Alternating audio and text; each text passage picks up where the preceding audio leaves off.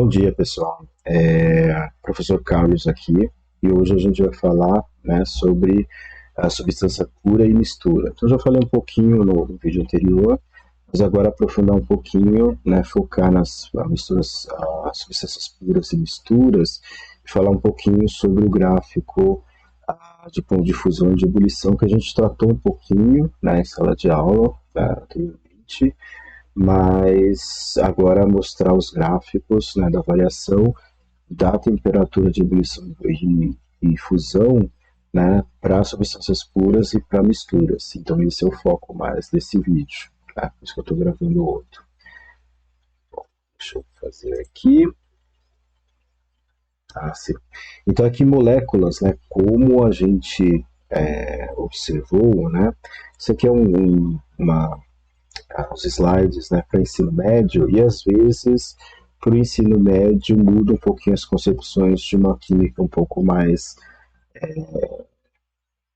sofisticada, né? Então a gente pode ir aqui corrigindo alguns erros também que é passado no ensino médio, certo? Então aqui as moléculas, né, um aglomerado de átomos que obedece a uma proporção, né? Então aqui possui no mínimo 2 átomos, podendo ser iguais ou diferentes. Então aqui para moléculas, né, como já disse anteriormente, esses 2 átomos estão ligados por ligações covalentes. Então aqui no caso, por exemplo, a molécula da biotina, a molécula do hidrogênio e a molécula do ácido sulfúrico que nós já vimos. Então aqui molécula diatômica, aqui moléculas poliatômicas, tem vários átomos, né, mais de 2 átomos, e aqui a molécula diatômica homonuclear, certo? No caso, o gás hidrogênio. Okay? Aqui a substância, né, seria uma substância formada por apenas um tipo de átomo ou molécula. Tá? Então aqui no caso, a substância simples contém apenas um tipo de átomo, como eu já disse, como a gente mencionou, ou eu mencionei no vídeo anterior. Né? Então, por exemplo, a substância simples aqui, nós temos o O2, né, o gás oxigênio, o ozônio, o nitrogênio e o diamante, tá certo? Aqui o diamante é formado apenas por átomos de carbono, ok? No caso da substância composta, ela é formada por 2 ou mais tipos de átomos, né? Então aqui, por exemplo, a gente tem aqui a molécula da água, que tem 2 elementos, oxigênio e hidrogênio, e a molécula da amônia, né, que tem aqui um nitrogênio e 3 hidrogênios. Né? Então é uma substância composta. Okay? A gente tem um termo aqui que a gente chama de alotropia. Né? São substâncias diferentes formadas pelo mesmo átomo. Né? Então, por exemplo, a gente tem os alótropos oxigênio. Então aqui os dois são formados por oxigênio, né? Só que a molécula tem 2 oxigênios, outra molécula tem 3 oxigênios. Então a gente chama esse fenômeno de alotropia, né? São substâncias diferentes, mas formadas pelo mesmo elemento químico. Né? Nós temos o caso típico dos alótropos de carbono. Né? Então a gente tem a grafite, tem o diamante e tem o grafeno. E nesse caso não é a molécula que vai ser diferente, sim a formação cristalina. Né? Então aqui, por exemplo, o grafite ele é formado por folhas, né, de anéis aqui de 6 átomos de carbono. Né? Então aqui, por exemplo, a gente tem uma parte superior, intermediária e abaixo aqui, são 3 camadas aqui, são camadas extensas, infinitas e infinitas camadas também. Né? Isso vai dar propriedade para o grafite totalmente diferente do diamante, que a única diferença é o arranjo dos átomos aqui. Né? E aqui com esse arranjo tridimensional aqui, dá a característica de dureza para o diamante, né? Não conduz corrente elétrica, o grafite conduz corrente elétrica, né? Ele é translúcido, o grafite é cinza escuro, né? O grafite tem propriedades, parece um metal, né? Já o diamante ele parece um cristal, né? E aqui no caso a gente tem outros alótropos artificiais, por exemplo o grafeno ou os nanotubos, né? Que são uma forma artificial de pegar a folha do grafite, né? E fazer aqui arranjos moleculares por descarga elétrica, aumento e diminuição da temperatura, né? A gente consegue formar outras estruturas artificiais. Não existe na natureza, né, esse tipo de grafeno aqui, né, o buckballs, né, chamado lá nos anos 80 de buckballs, e agora o grafeno, né, que é aplicado em novas tecnologias, e nós temos também os nanotubos, né, tudo formado por átomos de carbono. Bom, aqui no caso, né, os alótropos de enxofre, né, nós temos aqui o enxofre pelo arranjo cristalino, que a gente chama rômbico e monoclínico, né, e aqui do fósforo também. Né, então aqui o P4, é o enxofre monoclínico aqui é o S8, né, o fósforo branco P4, e aqui no caso o fósforo vermelho aqui um polímero desse P4. Tá certo? Várias estruturas tetraédricas aqui, né, dessas piramidezinhas aqui interligadas entre si, certo?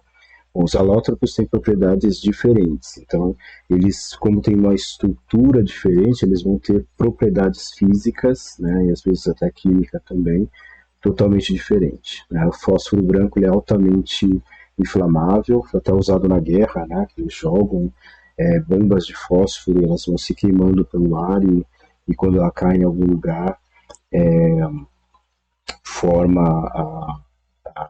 pega fogo, né? Forma pentóxido de fósforo, esse pentóxido de fósforo em água forma ácido fosfórico e acaba com tudo. Né? Acho que foi na guerra do Irã usaram essas bombas de fósforo branco. Né? Já o fósforo vermelho ele é mais inerte, não reage tão fortemente com o ar, com o oxigênio, certo? E não entra em ignição. Bom, diagrama aqui de mudança de fase de estados físicos de substâncias puras. Então, se a gente colocar aqui, por exemplo, a água, né, a água pura, né, na forma de gelo, e aí assim, ir deixando, aumentando a temperatura, e conforme passando o tempo, a gente monitorar aqui como que está a temperatura. Né? Então, aqui no caso, em 0 graus, ó, no tempo 2 e 3, ela permaneceu em 0. Tá? E aqui também no tempo 8 minutos e 9 minutos, ela permaneceu em 100. Tá? Então, que é o geral da água. A gente vai ver que também, dependendo de onde, aqui é o nível do mar é 100. Né? Quando a gente sobe acima, a gente está acima do nível do mar, então a pressão diminui, a pressão atmosférica diminui e a temperatura de ebulição diminui também. Certo? A gente pode analisar essas questões em física-química em outras disciplinas, mas se na oportunidade certa a gente pode também trabalhar com essa propriedade. No final tem um slidezinho para eu falar um pouquinho mais também. Bom, temperaturas de transição do estado físico, né? Então, para substâncias puras, né, a gente tem aqui esse fenômeno que é interessante, se a substância for pura, o ponto de ebulição e o ponto de fusão, a temperatura de fusão e a temperatura de ebulição não variam nesses pontos, ela permanece constante. Né? Então, aqui no caso, a temperatura de fusão, quando passa do estado sólido para o líquido, e a temperatura de ebulição do estado líquido para o gasoso. As substâncias puras têm temperatura de fusão e ebulição bem definidas. Né? Então, a gente pode classificar uma substância pura pelo ponto de fusão e pelo ponto de ebulição, como a gente já viu anteriormente também. Né? Aqui tem um gráfico, né, dessa variação da temperatura com o tempo, um aquecimento constante, certo? E aí, nesse caso aqui, nós temos para o aquecimento da água, ó, no primeiro momento está na forma de gelo e a temperatura vai subindo do gelo. Né? Chega a 0 graus, né, vai ficar aqui um equilíbrio gelo e líquido, ou sólido líquido, tá certo? Depois da temperatura, quando começa a aumentar de novo a temperatura, é sinal que todo o gelo se transformou em líquido, ou todo o sólido se transformou em líquido. E aqui no caso chega a um ponto onde o líquido tem uma mistura de líquido com água gasosa. Né? E aqui no caso, quando passa dessa temperatura de ebulição, começa a aumentar a temperatura de novo. Né? Então aqui no caso, no trecho da fusão, a gente tem uma mistura sólido-líquido, se a substância for pura, a temperatura de fusão permanece constante. No caso, para a água, é 0 graus. Tá? No trecho aqui da ebulição também, né? Uma substância pura, enquanto toda a substância não passar para o estado gasoso, a temperatura permanece constante a 100 graus, ela não aumenta, certo? Para uma substância pura. Aqui nós temos o gráfico de aquecimento e de resfriamento, e aqui no caso também para a água vai funcionar do mesmo jeito. Se a gente pegar vapor de água, se conseguir um sistema fechado que tenha só vapor de água, conforme a gente abaixa a temperatura, ela vai condensar, né? Depois a gente vai ter líquido e continuando abaixando a temperatura, a gente vai ter a solidificação e aí a formação do gelo, tá certo? E essa transição, né, a gás líquido e a transição líquido sólido, né, nessas transições a temperatura permanece constante, né? Substâncias puras e misturas, né? As misturas são formadas por duas ou mais substâncias. Então, quando eu coloco em contato, por exemplo, sal em água, né? Dois gases diferentes, por exemplo, o ar, como eu já disse, mencionei numa aula anterior. Bom, então aqui no caso, né, as misturas, né, formadas por duas ou mais substâncias, né, então no caso aqui, por exemplo, o enxofre e o ferro, e aqui no caso a gente pode misturar, né, o enxofre aqui com o ferro, né, e a gente vai ter uma mistura dessas duas substâncias, né. É um precursor aqui, isso aqui da pólvora também, né. Aqui no caso também água e açúcar, né, aqui as duas substâncias puras, né, e quando a gente faz a mistura, a gente dissolve o açúcar na água, a gente tem uma mistura. E aqui também água e óleo, né, se a gente misturar, mesmo que eles não se misturem aqui, a gente pode definir que essa é uma mistura heterogênea, como a gente vai ver mais para frente, certo? Então aqui no caso elas podem ser homogêneas ou heterogêneas, tá? Então, por exemplo, água pura e água com açúcar, a gente não consegue diferenciar ali quem é a água e quem é o açúcar, tá? Então vai ser uma mistura homogênea, tá? E aí são iguais, tá? Teoricamente elas são parecidas, mas a composição é diferente, né? Se eu tenho água pura e óleo, se eu faço uma mistura, né? E aqui a gente consegue definir exatamente ali o óleo e a água, né? O óleo é menos denso que a água, ele vai ficar na parte de cima e forma uma mistura heterogênea com duas fases, certo? Então aqui no caso a mistura homogênea tem apenas uma fase e aqui a mistura heterogênea tem mais de uma fase, ou seja, pode ser bifásico, trifásico ou várias fases, então tem mais de uma fase, certo? Por exemplo, aqui se a gente coloca água, óleo e gelo, né? Então aqui no caso, ó, o gelo, dá para fazer esse experimento, né? O gelo ele vai ficar aqui no intermediário aqui, né? Se a gente coloca uma substância insolúvel aqui também, né?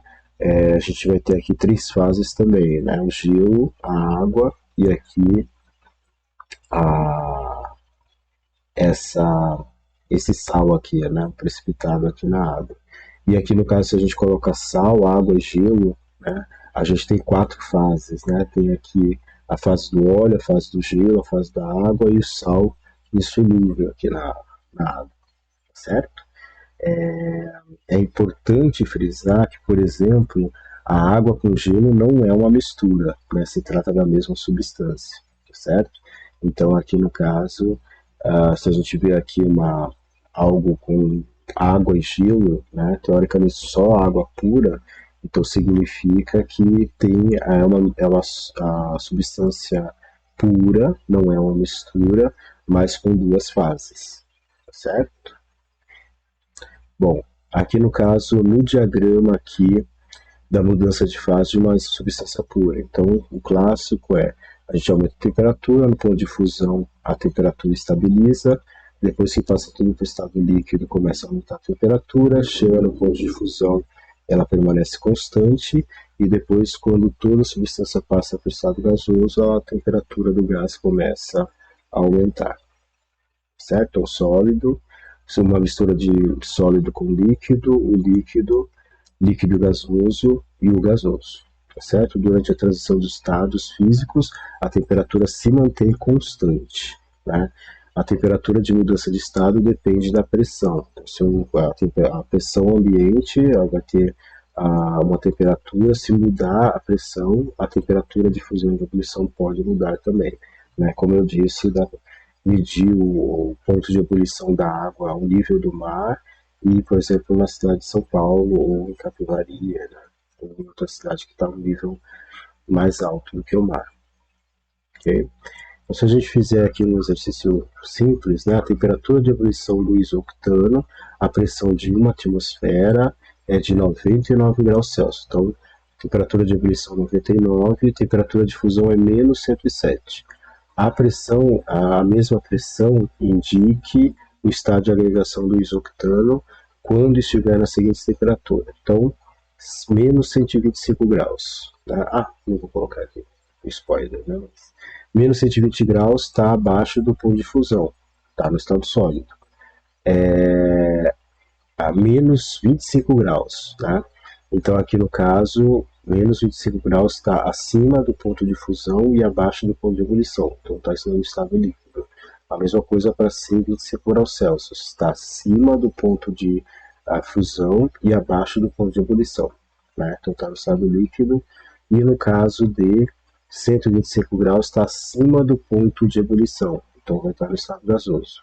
E 100 graus está um pouco acima também do ponto de ebulição, então teoricamente está no estado gasoso, certo? E aqui no caso, essas são as respostas aqui. Então, para menos 125 está no estado sólido, aqui menos 25 e mais 25 está no estado líquido, 125 e 100 está no estado gasoso. Ok?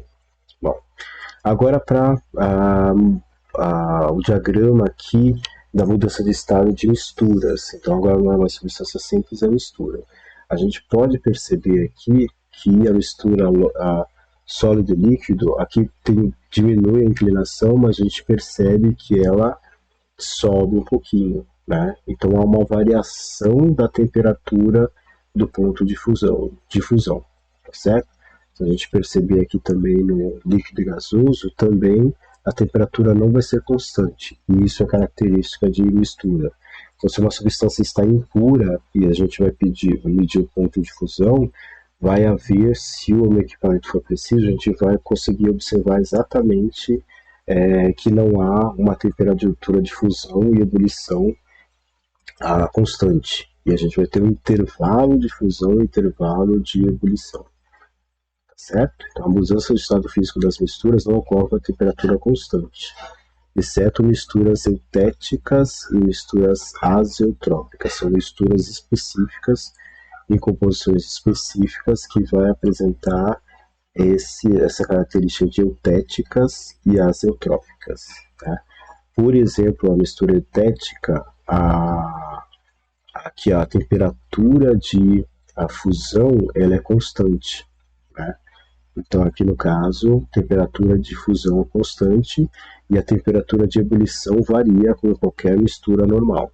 Né? Então, para a mistura eutética, tem que tomar cuidado, porque a gente vê lá, a fusão é constante e a gente acha que é uma substância pura, mas tem que avaliar também o ponto de ebulição. Se variar o ponto de ebulição ou de fusão, né, aí é uma mistura especial e uma mistura que não cai nessa eutética azeotrópica é típico de mistura. Mas tem as misturas eutéticas onde a temperatura de fusão é constante. Então aqui no caso a temperatura de fusão é constante e a ebulição varia. Né? Um exemplo aqui é a liga de bronze, né? É uma mistura eutética. Né? O ponto de fusão é constante. Ocorre nas misturas homogêneas entre sólidos, geralmente nos sólidos. Né? Por exemplo, aqui é uma liga metálica. Né? Agora, outro caso são as misturas azotrópicas, onde o ponto de ebulição que é constante, o ponto de fusão varia. Então, é chamada aqui as misturas azeotrópicas. Né? Vou passar desse lado aqui no setinho. Então, aqui a temperatura de fusão varia e a temperatura de ebulição é constante. Então, aqui nesse caso, é um exemplo de mistura azeotrópica. Por exemplo, uma mistura aqui de acetona e clorofórmio vai ser uma mistura que será azeotrópica, né? Ou seja, a temperatura de ebulição dessa mistura permanece constante. Okay? A mistura de acetona com clorofórmio é azeotrópica. Okay? Resumindo, as substâncias puras e misturas podem ser diferenciadas por meio de gráficos de uma mudança de estado físico. Né? Aqui no caso, por exemplo, ponto de fusão e ponto de ebulição são constantes, e uma mistura aqui, as mudanças de estados físicos não ocorrem a temperatura constante, certo? A gente pode medir no laboratório e saber se uma substância é pura, se tem impurezas, ou se ela é uma substância pura. Né? Como a pressão influencia na temperatura de ebulição? Então, um líquido entra em ebulição quando a pressão de vapor é maior que ou igual à pressão atmosférica. Então, assim, a pressão que faz para a substância entrar para vapor, né, vai depender da pressão que está exercendo a atmosfera sobre essa pressão. Né? Se essa pressão não for muito grande, vai ficar mais fácil de passar a substância para o estado gasoso. Né? Se a pressão for muito alta, né, então vai ser mais difícil de eu passar essas moléculas que querem passar para o estado gasoso, então eu vou precisar de mais calor, mais energia. Então significa que quanto menor a pressão, menor vai ser o ponto de ebulição, elas vão passar para a fase gasosa mais fácil. Quanto maior a pressão, mais energia eu vou precisar para passar para o estado gasoso. E aí, nesse caso, aumenta o ponto de... Aumentando a pressão atmosférica, aumenta o ponto de ebulição, certo? Então, quanto maior a pressão atmosférica, maior a temperatura de ebulição. Quanto menor a pressão atmosférica, menor a temperatura de ebulição. Por exemplo, na panela de pressão, a gente tem um sistema fechado que a pressão aumenta, então aumenta a pressão, então aumenta a temperatura. Então, quando a gente cozinha na panela de pressão, a gente aumenta a temperatura, passa de 100 graus, né? E por isso que cozinha mais rápido os alimentos na panela de pressão. Né? Nas grandes atitudes, ou no nível do mar, né? Aqui no caso, das grandes atitudes, por exemplo, em Quito, né, em alguns países da América do Sul, são países muito altos, né, em Bogotá, na Colômbia, né, algumas cidades também do Peru ficam num nível muito mais elevado, então a pressão é menor e o ponto de ebulição vai ser menor também nessas cidades. Né? E talvez se tivesse uma Atlântida, né, no fundo do mar aqui, a pressão seria muito maior, né, e aí no caso a temperatura de ebulição seria bem maior também para entrar em ebulição a água, tá certo? Então é isso, os livros de ensino médio, né, mas usem o Química Ciência Central, né, isso que é para o nível superior, mas se tiver dificuldade pode utilizar aqui livros de ensino médio que ajuda bastante a ter as primeiras noções aqui desses conceitos de química, tá bom? Um abraço e até a próxima.